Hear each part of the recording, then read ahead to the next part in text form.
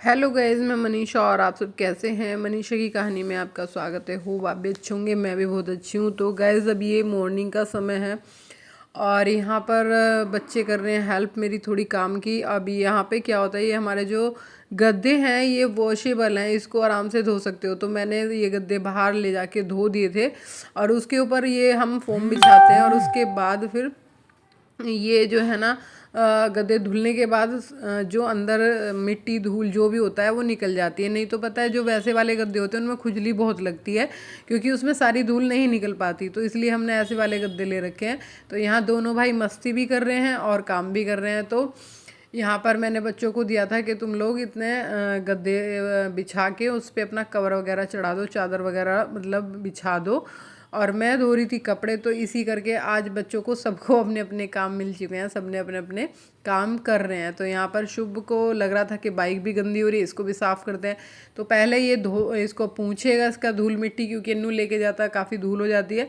और फिर इसके बाद ये इसको धो देगा, क्योंकि आज का दिन हमारे लिए थोड़ा कठिन था, मुश्किल था।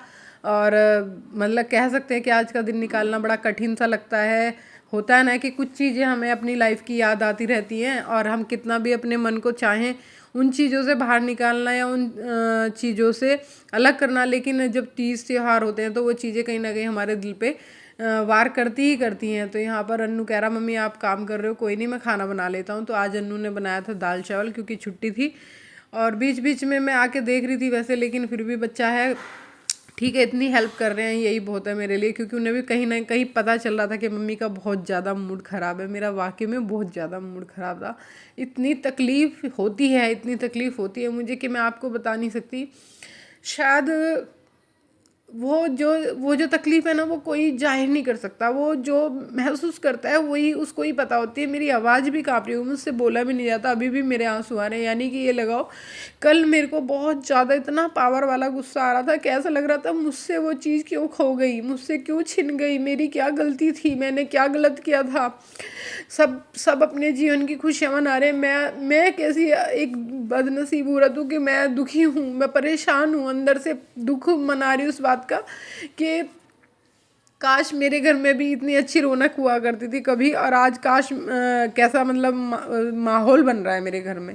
तो मैं बोलना कुछ चाह रही हूँ, बोला कुछ जा रहा है, क्योंकि वीडियो को एडिट करते हुए भी मेरे शब्द ना लड़खड़ा रहे हैं। तो खैर, बच्चे समझदार हैं मेरे, बहुत समझदार हैं। वो समझते हैं मम्मी दुखी हैं या मम्मी बहुत परेशान है। मम्मी कुछ नहीं कहते, मुझसे कुछ भी नहीं कहते, बेचारे अपने आप अपने काम में लग जाते हैं।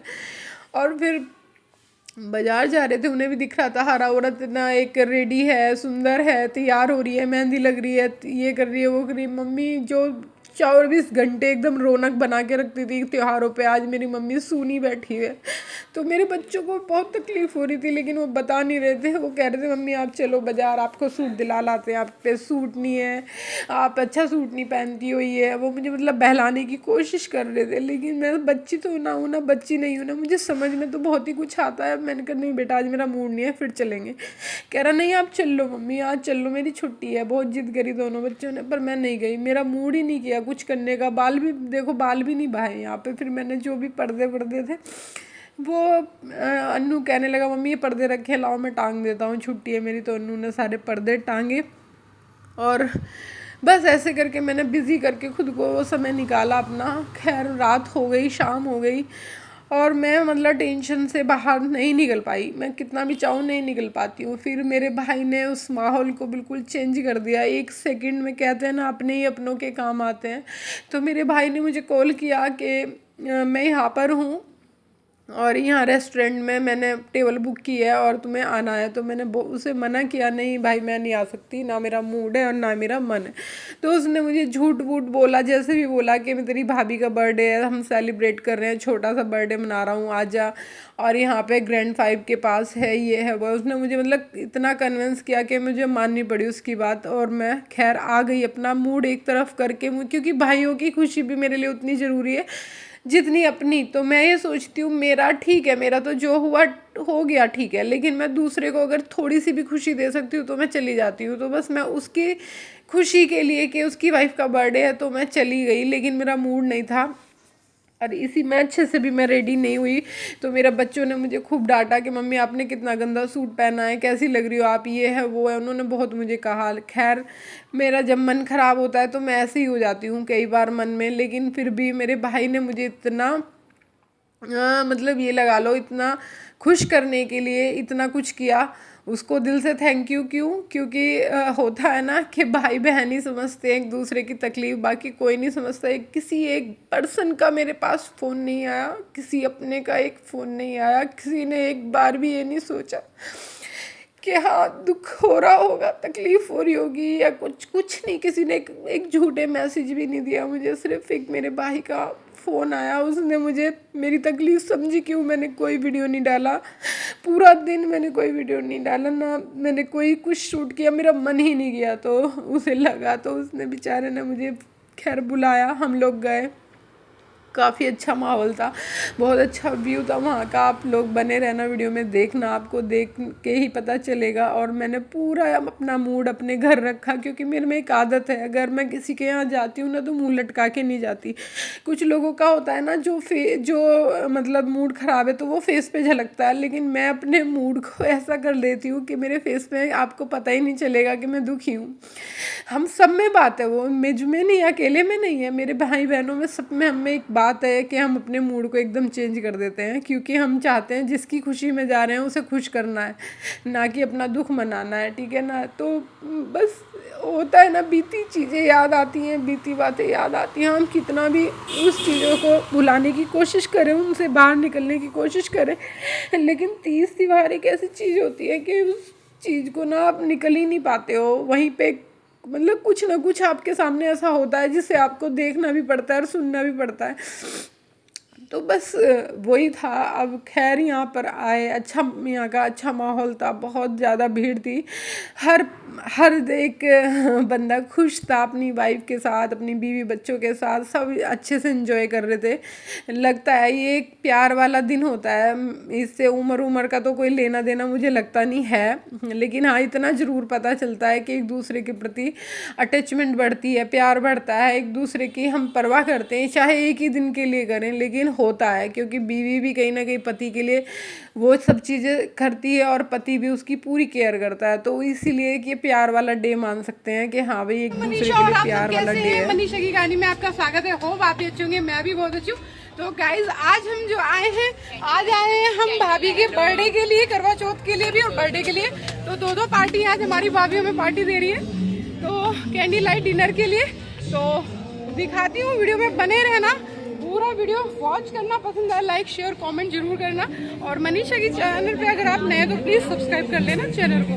तो यहाँ का व्यू बहुत अच्छा है, बहुत अच्छा लग रहा है, जाके देख लो आप, एक बार नज़र मार के देखो, फुल भरा हुआ है। ये मेरी भाभी जी है, यहाँ बच्चे भी हैं सब। चलो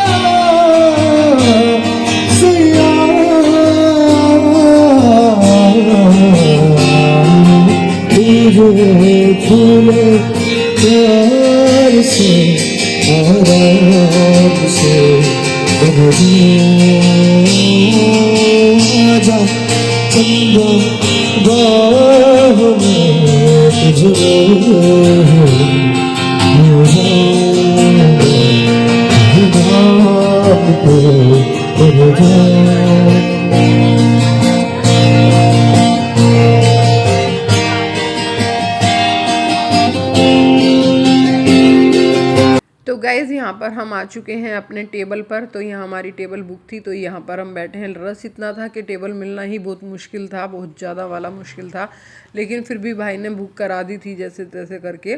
और यहाँ पर भाभी सबको खाना सर्व कर रही है, तो वो बोल रही है कि सबको, मैंने कहा कि भाई तुम्हारा व्रत है, पहले तुम खा लो, बाकी सब बाद में खा लेंगे। तो कहने लगी नहीं, पहले सबको, मैं सबको प्लेटें लगाती हूँ, सब खाएंगे, ऐसा नहीं है कि मैं ही खाऊंगी, व्रत है तो। और यहाँ पर सभी लोग एक साथ ही खाएंगे। तो यहाँ पे पहले वो बच्चों का खाना लगा रही है। तो भाई अभी शायद कुछ लेने गया हुआ है, मतलब बोलने गया हुआ है टेबल के ये चीज़ और कुछ मंगाने शायद लेने गया, मुझे नहीं आइडिया।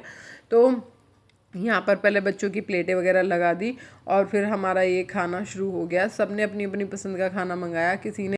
तो कुछ इस तरीके से हमारा कल का दिन निकला करवा चौथ का। और स्पेशल भी हो गया, दुख भरा भी था, जिसे कह सकते हैं। हमने वहाँ जाके वीडियो फ़ोटोज़ वगैरह खिंचवाए, सेल्फी ली, तो उससे मूड एकदम अच्छा हो गया। और एक आनंद आया देख के, लोगों के सब लोग खुश थे, आनंद में थे, लगा कि कितने अच्छे अच्छे कपल घूम रहे हैं। होता है ना कि आंखों को सुकून होता है अच्छी चीज़ें देख के, तो वही हुआ। भाई ने पूरा मूड चेंज किया मेरा। भाई को दिल से थैंक यू कहती हूँ, क्योंकि ऐसे भाई होना भी बहुत गर्व की बात है मेरे लिए। तो वीडियो पसंद आए लाइक शेयर कमेंट करना। मिलते हैं नेक्स्ट वीडियो में, बाय